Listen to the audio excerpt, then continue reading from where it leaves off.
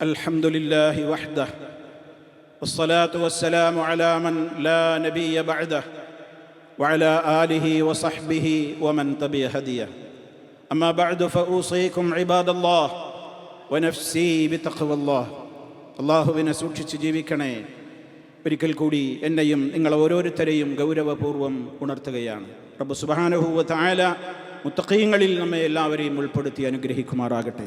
സഹോദരങ്ങളെ, 1-2 മരണവാർത്തകൾ, അപകട മരണങ്ങൾ, 8ഓളം ആളുകളുടെ ഒന്നിച്ചുള്ള മരണങ്ങൾ കേട്ട് നടുങ്ങി വിറച്ചു നിൽക്കുന്ന പ്രവാസികളാണ് നമ്മൾ. മദീനയിൽ നടന്ന ഒരു വാഹനാപകടത്തിൽ ഒരുപാട് കുട്ടികൾ അനാഥരായി.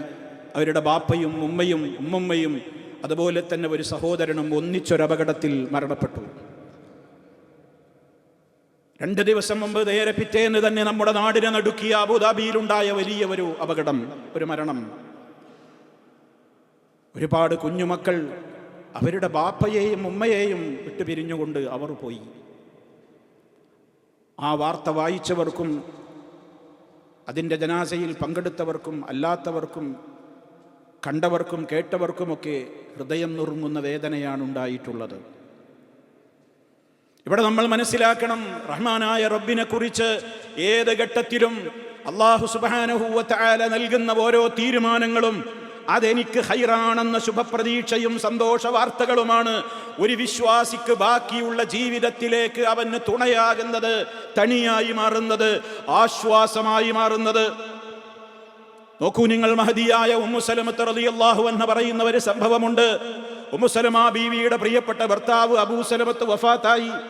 അബൂ സലമത്ത് മരണപ്പെട്ടപ്പോ ഉമ്മു സലമ റളിയല്ലാഹു തആല അൻഹ പറയുന്നുണ്ട്, പിൽക്കാലത്ത് അവർ ഓർത്തെടുക്കുകയാണ്, എൻ്റെ പ്രിയപ്പെട്ട കരളിൻ്റെ കഷ്ടമായ എൻ്റെ ഭർത്താവ് മരണപ്പെട്ടപ്പോ മുസ്തഫയിൽ നിന്ന് കേട്ട ഒരു പാഠം ഞാൻ അവിടെ കൃത്യമായി തന്നെ നടപ്പിൽ വരുത്തി. എന്തായിരുന്നു ഞാൻ കേട്ടിരുന്ന പാഠം? അള്ളാഹുവിൻ്റെ റസൂല് പഠിപ്പിച്ചിരുന്നു, ഏതെങ്കിലും ഒരു അടിമയായ മനുഷ്യൻ, അയാൾക്കൊരു മുസീബത്ത് ബാധിച്ചു, എന്നിട്ട് അയാൾ ഉടനെ പറയുന്നു, ഇന്നാ ലില്ലാഹി വ ഇന്നാ ഇലൈഹി റാജിഊൻ, അല്ലാഹുമ്മ അജ്റുനി ഫീ മുസീബതി വ അഖ്ലിഫ് ലീ ഖൈറൻ മിൻഹാ ഇല്ലാ ആജറഹു അല്ലാഹു ഫീ മുസീബതിഹി വ അഖ്ലഫഹു ലഹു വ അഖ്ലഫ ലഹു ഖൈറൻ മിൻഹാ. അവരോർത്തെടുത്ത് പറയുകയാണ്, ഈ പാഠം എൻ്റെ മനസ്സിലുണ്ടായിരുന്നു. എൻ്റെ ഭർത്താവ് മരണപ്പെട്ടപ്പോൾ ഞാൻ ഇപ്രകാരം അതേപോലെ പറഞ്ഞു, ഇന്നാ ലില്ലാഹി വ ഇന്നാ ഇലൈഹി റാജിഊൻ. മഹത്തായ ആശയമുള്ള ദിക്റാണത്. അത് വിശദീകരിക്കാൻ ഇവിടെ നേരമില്ല. റബ്ബേ, ഞങ്ങളൊക്കെ നിന്റേതാണ്, നിന്നിലേക്ക് മടങ്ങാനുള്ളവരാണ്. അത് പറഞ്ഞതിൻ്റെ ശേഷം മുസ്തഫ പഠിപ്പിച്ചതുപോലെ ഞാൻ ഇപ്രകാരം പ്രാർത്ഥിച്ചു, അല്ലാഹുമ്മ അജ്റുനി ഫീ മുസീബതി, അല്ലാഹുവേ, എനിക്ക് ബാധിച്ചിട്ടുള്ള ഈ ആപത്തിൽ, മുസീബത്തിൽ നീ എനിക്ക് വലിയ പ്രതിഫലം തരണേ. വഅഖ്ലിഫ് ലീ ഖൈറൻ മിൻഹാ, നഷ്ടപ്പെട്ടതിനേക്കാൾ ഉത്തമമായതിനെ നീ എനിക്ക് പകരം തരണേ എന്ന് ഞാൻ പ്രാർത്ഥിച്ചു. അങ്ങനെ പ്രാർത്ഥിക്കുന്നവർക്ക് അവരുടെ മുസീബത്തിൽ അല്ലാഹു വലിയ പ്രതിഫലം കൊടുക്കുമെന്നും നഷ്ടപ്പെട്ടതിനേക്കാൾ ഉത്തമമായതിനെ തിരികെ കൊടുക്കുമെന്നും മുസ്തഫ പറഞ്ഞ ആ വാക്ക് മനസ്സിൽ ദൃഢമായി വിശ്വസിച്ചുകൊണ്ട് എൻ്റെ ഭർത്താവ് മരണപ്പെട്ട നേരത്ത് ഞാൻ പ്രകാരം പറഞ്ഞപ്പോൾ അല്ലാഹുവിൻ്റെ റസൂലാണ് പിന്നീട് കാലങ്ങൾക്ക് ശേഷം എൻ്റെ ഭർത്താവാകാൻ നിയുക്തനായത്. അബൂ സലമത്ത് എന്ന ഭർത്താവിനേക്കാൾ ആരായിരിക്കും എനിക്ക് ഉത്തമനായിട്ട് ലോകത്തുണ്ടാവുക എന്ന് ഞാൻ ചിന്തിച്ചിരുന്നു. എൻ്റെ ഭർത്താവിനേക്കാൾ മുന്തിയ ഒരാളെ എനിക്ക് ഇനി ആരാ തരിക? ആരുണ്ട് അബൂ സലമയേക്കാൾ ഖൈറെന്നായിരുന്നു ഞാൻ ചിന്തിച്ചിരുന്നത്. ആ ദുആ മനസ്സറിഞ്ഞു പറഞ്ഞു നാളുകൾക്ക് ശേഷം എൻ്റെ ഇദ്ദയൊക്കെ അവസാനിച്ചപ്പോ എന്നെ വിവാഹമന്വേഷിച്ച് വന്നത് മുസ്തഫ സല്ലല്ലാഹു അലൈഹി വസല്ലം ആയിരുന്നു. അങ്ങനെയാണ് ഉമ്മു സലമത്ത് റളിയല്ലാഹു അൻഹ നമ്മുടെ ഉമ്മമാർ, ഉമ്മഹാത്തുൽ മുഅ്മിനീങ്ങളുടെ ദറജയിൽ അവരെത്തി. അള്ളാഹുവിൻ്റെ റസൂലിൻ്റെ ഭാര്യയായിട്ടാണ് പിന്നീട് അവർ വഫാത്താകുന്നത്. സഹോദരങ്ങളെ, അല്ലാഹു സുബ്ഹാനഹു വ തആലയിൽ അടിയുറച്ച് വിശ്വസിച്ചിട്ടുള്ള ആളുകൾക്ക് പ്രതീക്ഷയുടെ വാക്കുകളാണ് റബ്ബുൽ ആലമീൻ നൽകിയിട്ടുള്ളത് എന്നല്ലേ ഈ സംഭവം നമുക്ക് പറഞ്ഞു തരുന്നത്. ആ പ്രിയപ്പെട്ട ഉപ്പാക്കും ഉമ്മാക്കും അതേപോലെ തന്നെ ബാക്കിയായി നിൽക്കുന്ന 10 വയസ്സുകാരിയായ കുഞ്ഞു പെങ്ങൾക്കും ഇനി മുന്നോട്ടുള്ള ജീവിതത്തിനുള്ള ഏക പ്രതീക്ഷ എന്താണ്? റഹ്മാനായ റബ്ബ് നമുക്ക് അറിയിച്ചു തന്നിട്ടുള്ള ശുഭപ്രതീക്ഷയുടെ വാക്കുകളാണെന്ന് നമ്മൾ മനസ്സിലാക്കണം. നമ്മൾ ഗൗരവത്തോടെ അത് ചിന്തിക്കണം. 10 വയസ്സായ കുഞ്ഞുമോൾ ഇപ്പോഴും ബ്രദേഴ്സിനെ തിരയുകയാണ്. അറിഞ്ഞിട്ടില്ല ആ കുട്ടി അറിഞ്ഞിട്ടില്ല, ബാക്കിയായ പൊന്നുമോൾ അറിഞ്ഞിട്ടില്ല. എൻ്റെ ഒപ്പം കൂടെ കളിച്ചവരെവിടെ പോയി എന്ന് ചോദിക്കുകയാണ്. എപ്പോഴാ സ്കൂൾക്ക് മടങ്ങണമെന്നാണ് കുട്ടി ചോദിക്കുന്നത് എന്നാണ് റിപ്പോർട്ടുകൾ. അല്ലാഹുവേ, ആ കുട്ടിയുടെ ഭാവിയിലുള്ള ജീവിതത്തിൽ വലിയ സബർ നൽകണേ. ആ മാതാപിതാക്കൾ എന്താണ് അവർക്ക് മുന്നോട്ടുള്ള ജീവിതത്തിന്? പലരും പറയും, നമ്മളൊക്കെ പലപ്പോഴും പറയും, ആ നേരത്ത് വണ്ടി ഓടിക്കരുതായിരുന്നു, ആ സമയത്ത് ഉറക്കം വരുന്ന നേരല്ലേ അവിടെ നിന്നാ മതിയായിരുന്നു, അല്ലെങ്കിൽ ആ സമയത്ത് മറ്റേയാൾ ഓടിച്ചാൽ മതിയായിരുന്നു. ഈ വാക്കുകളൊന്നും നമ്മൾ പറയാൻ പാടില്ലാത്തതാണ്. അതൊക്കെ റബ്ബിന്റെ തീരുമാനം. ഓരോന്നിനും ഓരോ സാഹചര്യങ്ങൾ അവിടെ എങ്ങനെ ഒരുങ്ങി വരും. അങ്ങോട്ട് പോകരുതായിരുന്നു. അതൊക്കെ അതൊക്കെ ശൈത്താനുള്ള കവാടങ്ങൾ മനുഷ്യന്റെ മനസ്സുകളിൽ തുറന്നു കൊടുക്കുന്ന വാക്കുകളാണ്. സംഭവിച്ചത് സംഭവിച്ചു.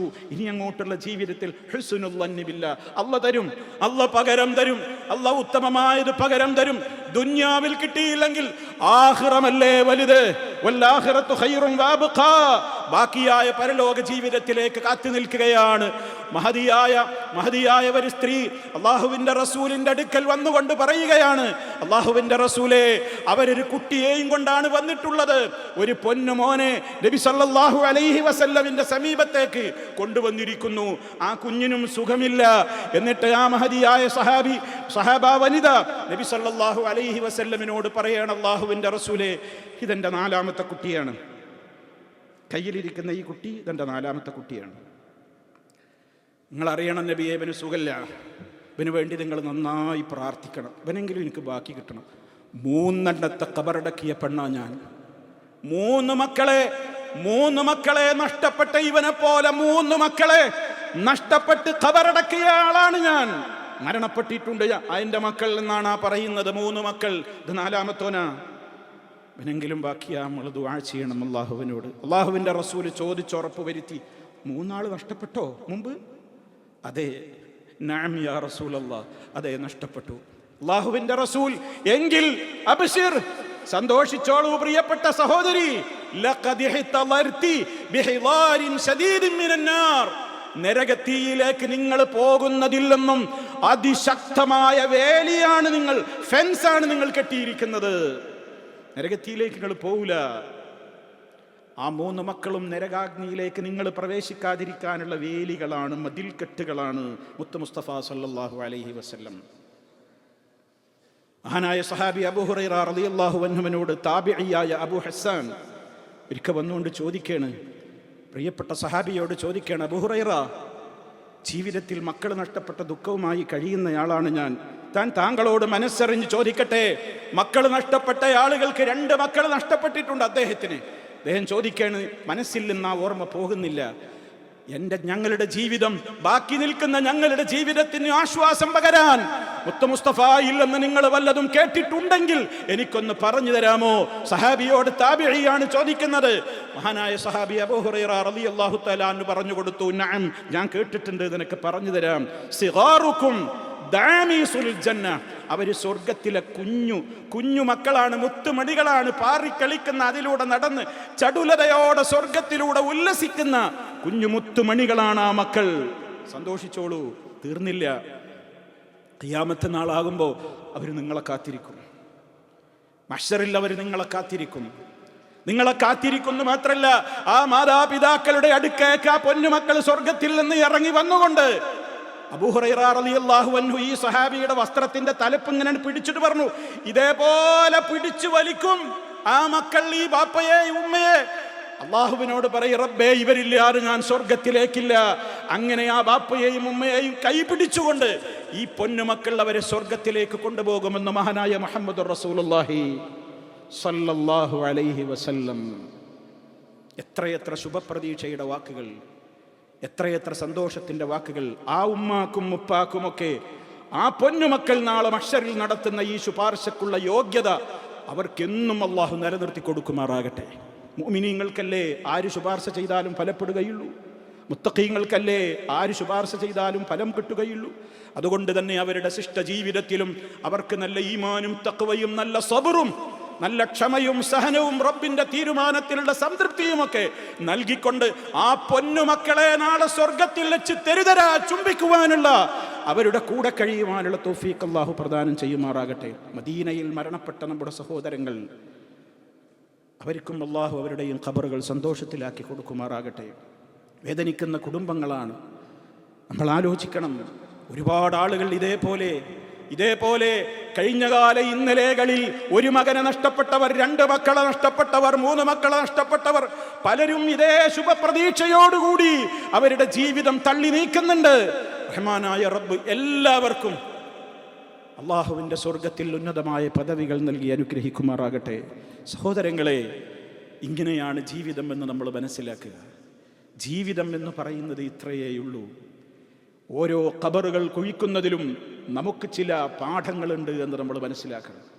മരണപ്പെട്ടു പോയ ഓരോ ജനാസകൾ കാണുമ്പോഴും മരണപ്പെട്ടവർക്കല്ല അതിൽ ഗുണപാഠമുള്ളത്, ബാക്കി ജീവിച്ചിരിക്കുന്ന നമുക്കാണ്.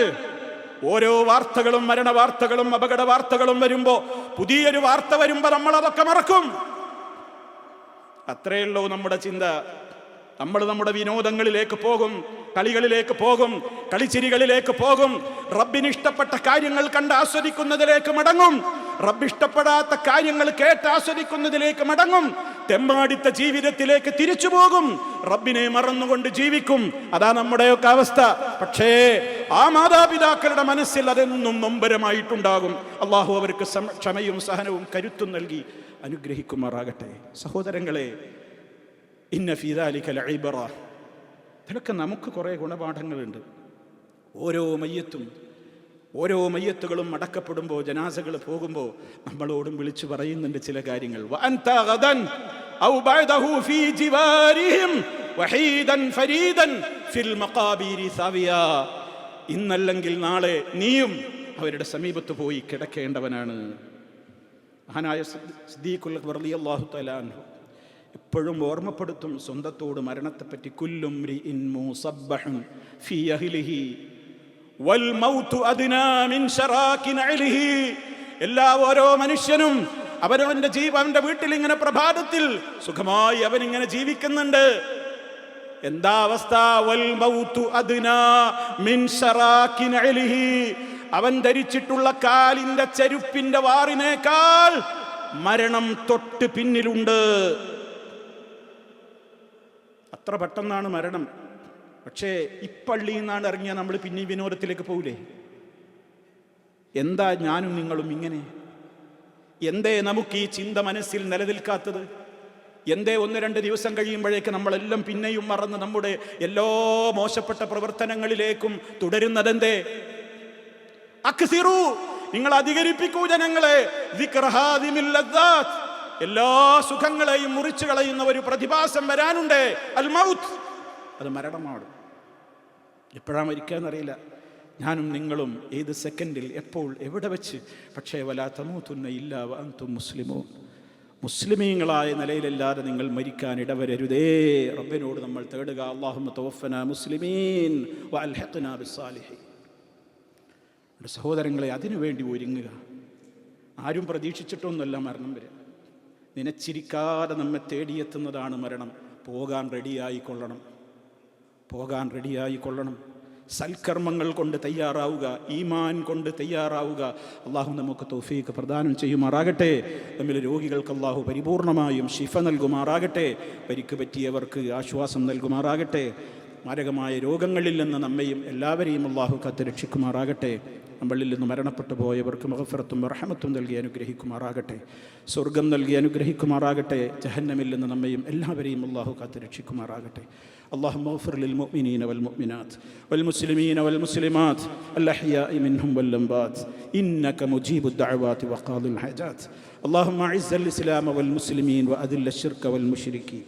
اللهم سدد خطى حاكمنا يا ذا الجلال والإكرام. اللهم اجعل هذا البلد آمنا مطمئنا وسائر بلاد العالمين. ربنا اغفر لنا ذنوبنا وكفر عنا سيئاتنا وتوفنا مع الأبرار والحمد لله رب العالمين.